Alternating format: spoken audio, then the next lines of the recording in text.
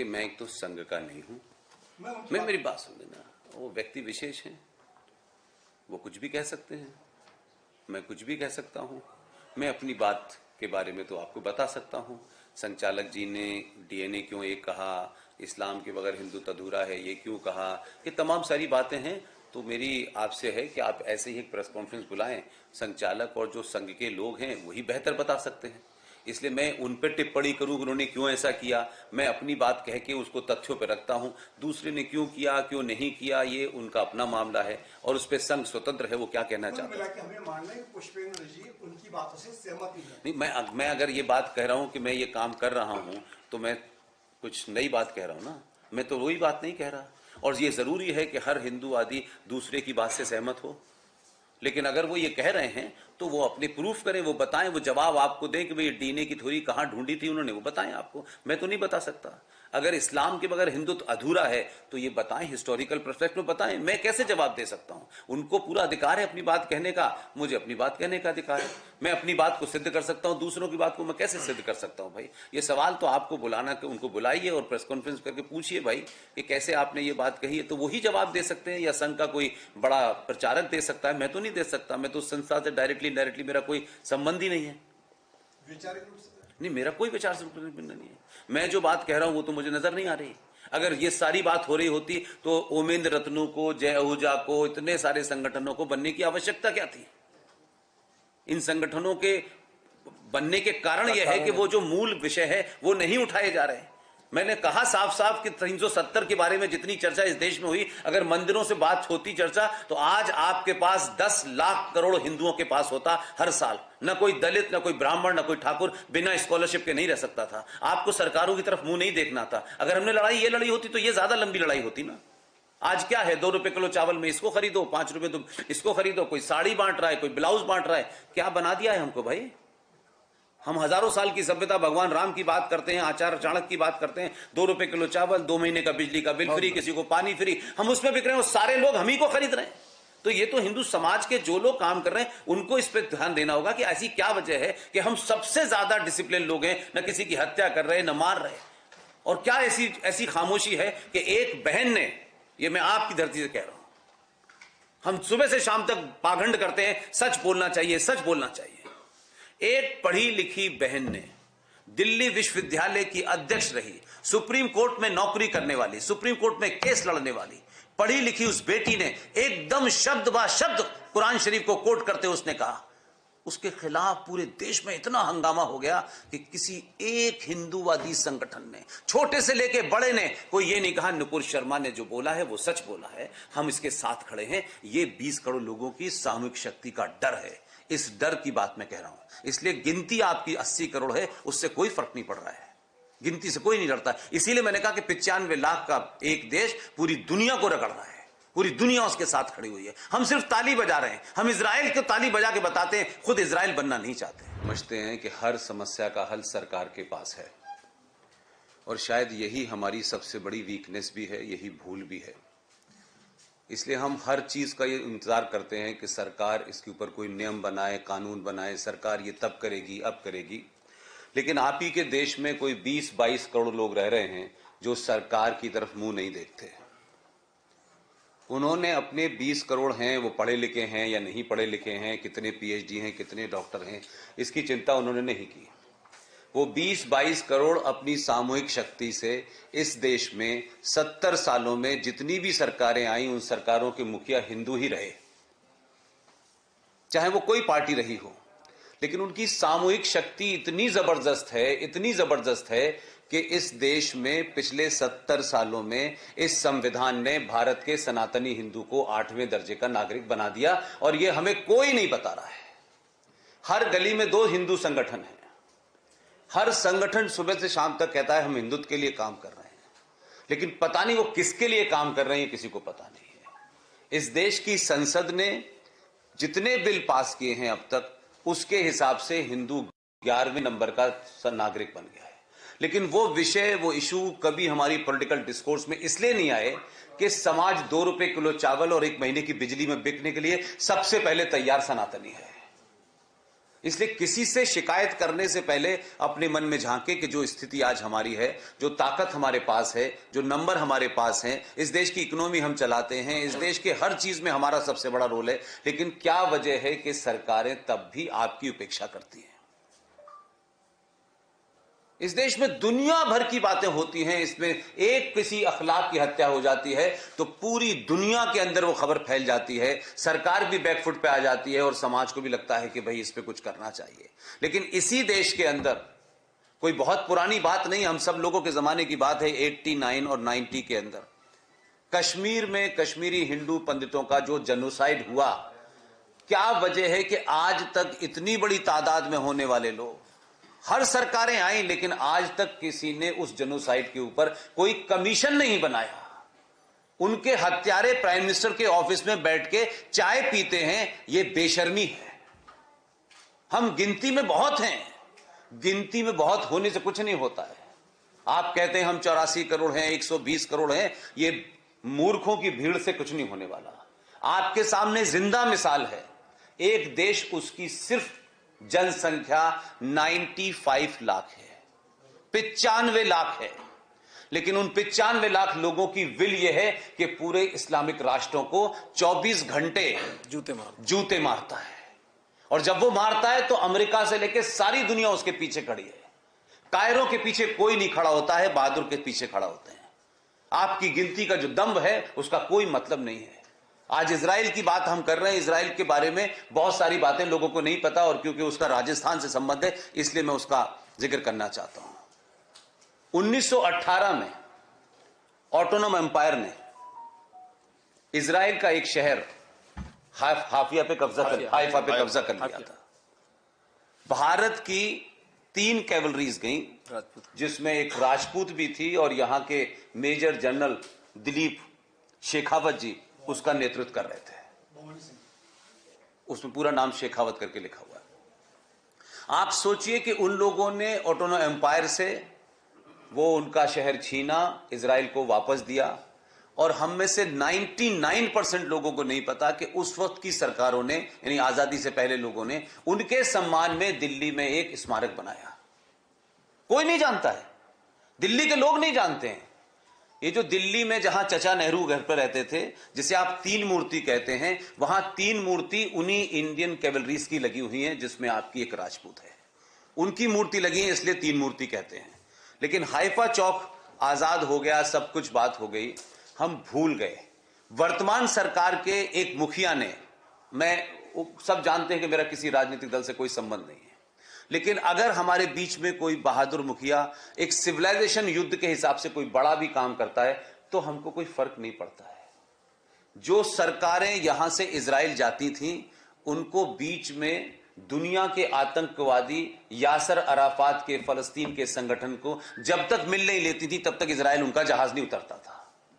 भारत के इस 70 साल के इतिहास में जो उसके हम गवाह हैं, एक मुखिया यहां से गया, न फलस्तीन पे रुका, इजराइल गया, इजराइल में जो उनकी औपचारिक बातचीत थी कमरे में वो भी हुई, और फिर समुद्र के किनारे एक दूसरी बातचीत हुई, और वापस लौटा, और उसी 3 मूर्ति चौक को ये बताने के लिए कि इसका महत्व क्या है, उसका नाम 3 मूर्ति हाइफा चौक रखा गया।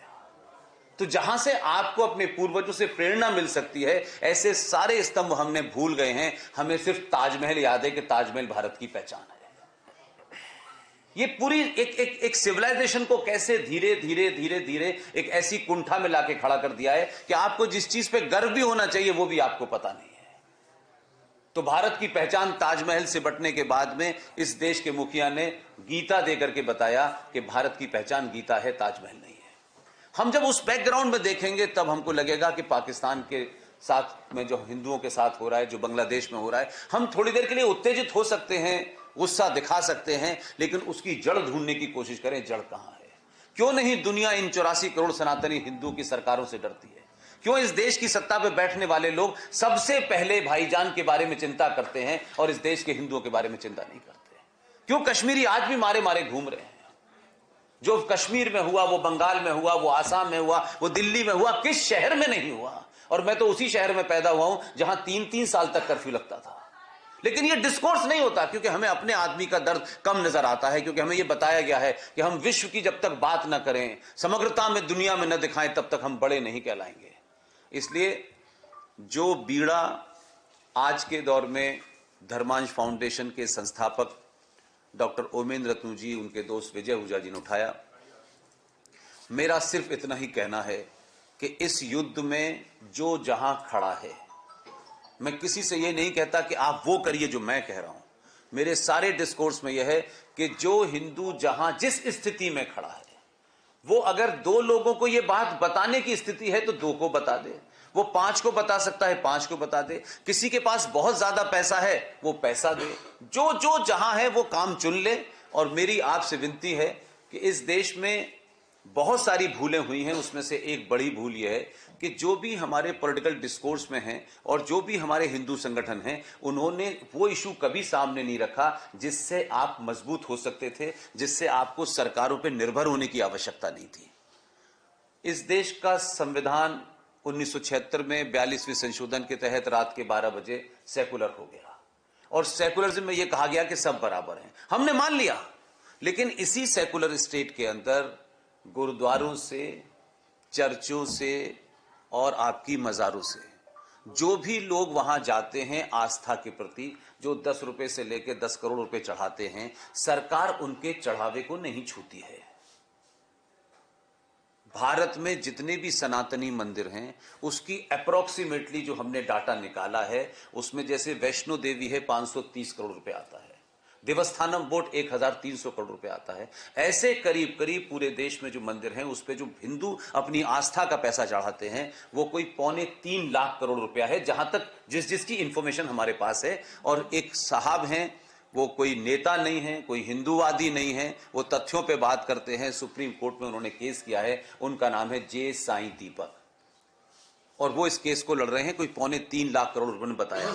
मेरी आपसे ये कहना है कि वो केस लड़ रहे हैं, वो कब लड़ा जाएगा, कब जीता जाएगा, वो चलता रहेगा। तब तक अगर आप ईमानदार हैं और इस विषय को समझते हैं और पूरी दुनिया के हिंदुओं को आप अपना भाई मानते हैं, पाकिस्तान के हों, बांग्लादेश के हों, ये नौबत ना आए। जब तक उस केस का कोई रिजल्ट नहीं आता तब तक सनातनी हिंदू मंदिर में जाए, मंदिर में पूजा करे, खूब देर पूजा करे और 2 बूंदी के लड्डू चढ़ा के आए। और जिनको ज्यादा पैसा देना हो, धर्मांश जैसे लोग इस देश में काम कर रहे हैं, उनको वो पैसा देंगे तो कुछ 100, 50, 500 हिंदू जो बुरी स्थिति में हैं, जिनके बारे में इतनी दयनीय स्थिति बताई है, उसे बचाने के इस युद्ध में और लोग शामिल होंगे। तब तक मंदिरों के ऊपर 2 बूंदी के लड्डू चढ़ाइए और पंडित जी से कहिए सरकार आए तो उनको लड्डू दे दे कि यही चढ़ा के आया है। बिल्कुल लड़ाई लड़ने के तरीके को बदलना पड़ेगा। सब कुछ अभी आपके हाथ में है, जो धीरे धीरे दरक रहा है कि हिंदू समाज अपने योद्धाओं को बीच में छोड़ देता है।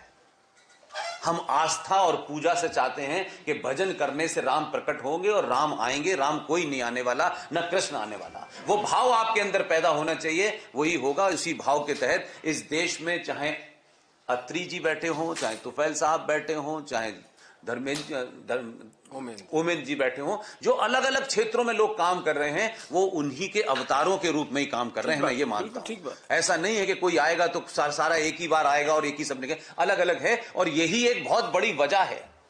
मैं एक पॉजिटिव नोट पे खत्म करता हूं कि आपके पिछले 10 साल से लगातार अलग अलग जगह लोग जो काम कर रहे हैं, उसका परिणाम यह हुआ है कि भारतीय राजनीति में हिंदू शब्द से हर आदमी बचता था। हिंदू नहीं नहीं नहीं नहीं नहीं नहीं। आज पार्टी और पॉलिटिक्स के तहत पूरे देश में यह दबाव बना कि हर पार्टी हिंदुओं को खुश करने में लगी है। तो हिंदुओं को खुश करने में लगी है तो मेरे मंदिर का चढ़ावा आ जाए, मेरी पार्टी को मिल जाए, मेरी जाति को मिल जाए। इसको छोड़िए, आपने डिस्कोर्स बदला है। और बड़े बड़े हिंदूवादी जो सिर्फ हिंदुत्व के लिए बने थे, उनका भी डिस्कोर्स अजब व गजब था। वो तो ये कहने लगे थे, साहब इस्लाम के बगैर हिंदुत्व अधूरा है, क्योंकि उनको लगा कि अब ऐसा ना हो जाए कि हमारी नैया डूबे। तो उन्होंने तरह तरह के प्रकल्प करना शुरू किए। वो भी बैकफुट पे हैं। तो देश का चाहे संवैधानिक पद पर बैठा हुआ आदमी हो या समाज में काम करने वाला हो, अब चारों तरफ लोग हिंदू की बात करने लगे हैं, क्योंकि उनको पता लग गया है कि हिंदू जागृत हो गया है। यही सबसे बड़ी कामयाबी है। लिहाजा आज की इस सभा में मुझे ओमेंद्र रत्नू जी ने जब भी आदेश इनका जाता है, मेरे पास कोई दूसरा ऑप्शन होता नहीं है। मैं 2 दिन पहले ही ईस्ट अफ्रीका की यात्रा से लौटा हूं। कल रात में यहाँ डॉक्टर मोहन गुप्ता जी लौटे हैं, और हम में से कोई भी आदमी किसी तरीके से कोई ऐसा एम्बिशन नहीं पाले हुए है कि 4 दिन टेलीविजन पे चमकेंगे और फिर किसी पार्टी की लाइन में खड़े हो जाएंगे कि हमने हिंदुत्व के लिए काम किया है, हमें टिकट दे दो। हमको मालूम है कि टिकट लेकर के हिंदुत्व की बात हम भी करना बंद कर देंगे, क्योंकि वहां जो घेरा बना हुआ है, वहां जो नियम बने हैं, उसमें हिंदुत्व की बात करने का कोई मतलब नहीं है। जितनी आजादी और जितनी प्रभुता के साथ हम यहां बैठ के बात कर सकते हैं, संसद में नहीं कर सकते। इस दबाव को अगले 50 साल तक बना के रखिए। पार्टी और संगठन हिंदुत्व के अलावा किसी की बात ना करें। कई सारी बातें हो सकती हैं। एक सबसे बड़ी हम सबकी सहमति से एक बात इस पे बनी है कि सरकार को विस्थापित हिंदू पुनर्वास बोर्ड बनाना चाहिए।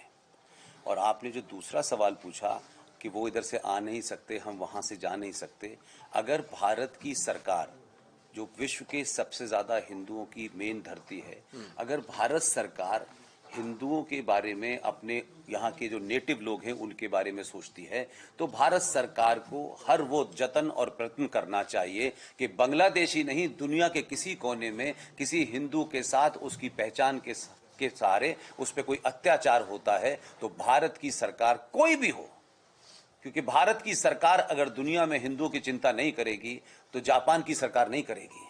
तो हम ये कहें कि हम सिर्फ सरकार हैं, सरकार का सिर्फ इतना ही काम होता है, मैं ये नहीं मानता। सरकार का ये भी जिम्मेदारी होती है कि उसके मूल निवासी के साथ पूरी दुनिया में कहीं अत्याचार हो तो उसको ताकत की अपना इस्तेमाल करना चाहिए, डिप्लोमेसी का इस्तेमाल करना चाहिए, जितने तंत्र हैं सरकार के उस पर भी इस्तेमाल करना चाहिए। बांग्लादेश से कैसे बात करनी है, किस तरह बात करनी है, कब क्या बात करनी है, यह सरकार का प्रोरोगेटिव है। लेकिन समाज को सरकार पे दबाव बनाना चाहिए कि अगर कल कश्मीर में हुआ, फिर आसाम में हुआ, फिर बंगाल में हुआ, आज बांग्लादेश में हो गया, आक्रोश तो है, लेकिन इस आक्रोश की असल जो जब वो कन्वर्ट होगी वो सरकार ही करेगी। आम नागरिक प्रदर्शन कर सकता है, चिल्ला सकता है, गुस्सा हो सकता है, नाराज हो सकता है, लेकिन उसकी नाराजगी का दबाव सरकार पे बनना चाहिए। जो